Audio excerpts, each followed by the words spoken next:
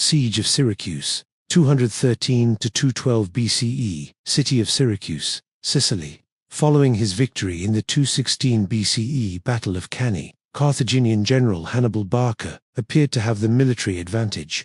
The Romans avoided pitched battle with him unless on favorable terms. However, and Hannibal lacked the re-illustration of the Roman siege of Syracuse during 213–212 BCE. The cranes protruding from the walls were used to drop grapples, known as claws, into the Roman ships. The ships could then be lifted up and suddenly released, destroying them. Sources to take the Roman cities and to protect those cities that rallied to him. Not until 214 did he receive significant reinforcements, when a Punic fleet managed to land men, elephants, and supplies at Locri. Consul Marcus Claudius Marcellus defeated Hannibal's repeated efforts to take Nola in the interim and then sailed with a Roman army to Sicily, where proprietor Appius Claudius Pulcher was attempting to keep Syracuse from joining with Carthage. Sicily was effectively divided in two. Rome controlled the west and north, while the staunchly pro-Roman tyrant of Syracuse, Hiero, controlled the remainder. Hiero died in late 216 or early 215. However, his young grandson Hieronymus succeeded him and immediately opened negotiations with Carthage. After little more than a year, Hieronymus was murdered in a coup, and Syracuse became a democratic republic where the Carthaginian faction dominated. Hippocrates and Epichides, two brothers of Syracusan extraction but natives of Carthage, led the pro-Carthage group and hoped to make all Sicily a Carthaginian stronghold.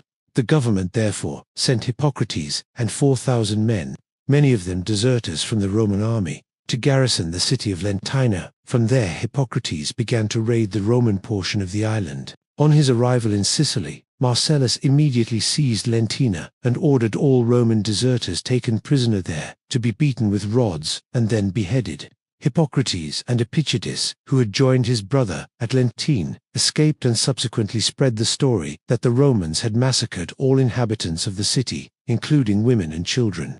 They exploited this lie to bring Syracuse soldiers over to their side and seize power in Syracuse. Marcellus commenced military operations against Syracuse, probably in the spring of 213, supported by Appius Claudius Pulcher. The latter led troops against the city from the land side, while Marcellus utilized 68 quinquaremes to blockade and attack Syracuse from the sea.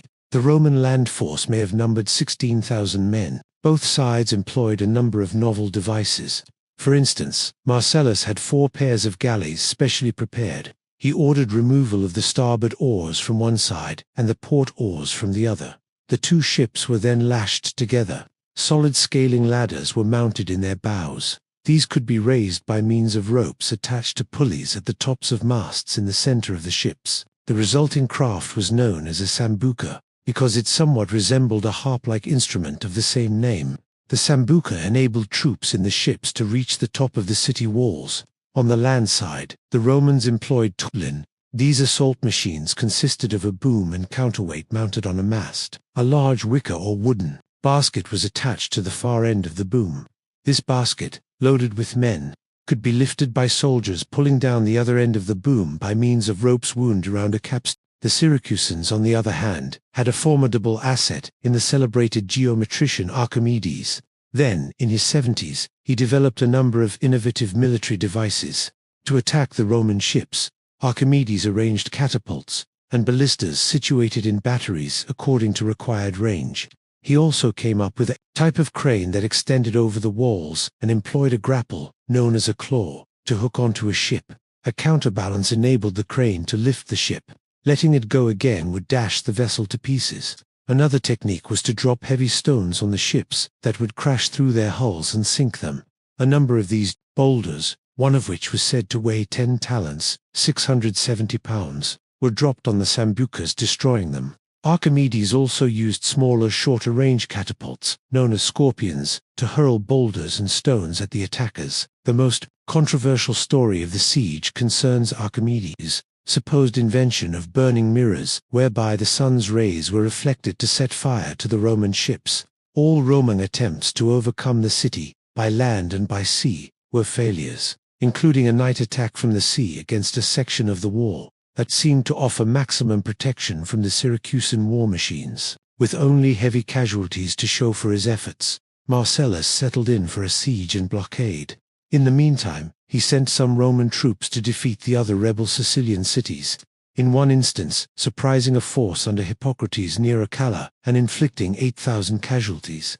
Reportedly, only Hippocrates and 500 cavalry escaped, both sides reinforced in Sicily. The Romans built their strength up to 3 or 4 legions in addition to the allied troops. The Carthaginians sent an expeditionary force of 25,000 men, 3,000 cavalry, and 12 war elephants under the command of Hamilcar. They also broke through the blockade with 55 galleys, commanded by Bomilcar. The siege continued through the winter, and early in 212, Marcellus decided on a surprise attack outside Syracuse near a tower known as Galligra, while negotiations over prisoner exchange were underway.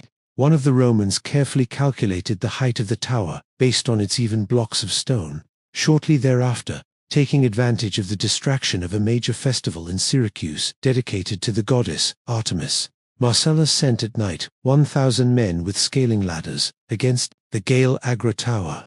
The ladders proved to be the correct height, and the assaulting troops took the defenders by surprise. Before the night was over, the Romans had opened the Hexapylon Gate to other troops and captured much of the city. Other portions of the city continued to hold out, but suffered greatly from the ravages of disease, which seems to have hit the Romans less hard. Carthaginian ships continued to penetrate the blockade, but Marcellus confronted and turned back a massive Carthaginian convoy of 700 merchantmen, protected by 150 warships. With all hope gone, Epictetus fled the city. Hippocrates had earlier died of disease. In the summer of 212, Roman forces took the remainder of Syracuse. The Romans then gave the city over to pillage and fire. Although Marcellus had ordered that Archimedes be taken alive, he died with his city. Reportedly, he was working on a mathematical problem when the Romans burst in upon him.